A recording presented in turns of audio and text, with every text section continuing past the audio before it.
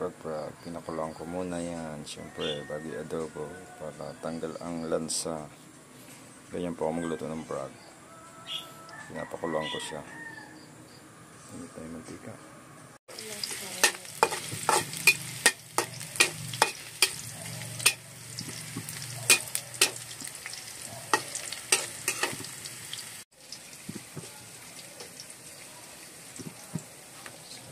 Itong prag.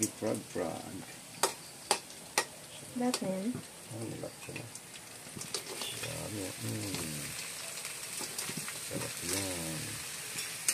Nakuluan ko siya. Kailangan natin pakulo.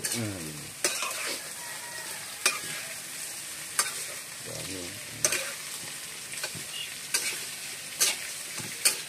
Kailangan isang kutsa.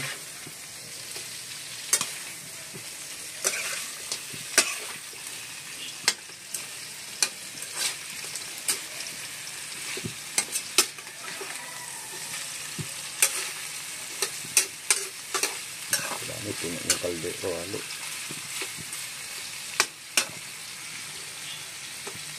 Takpan na natin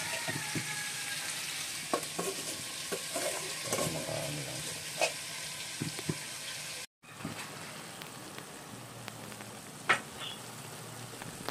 Kulo-kulo na siya. Ang finished product ng ating niluto. Prag.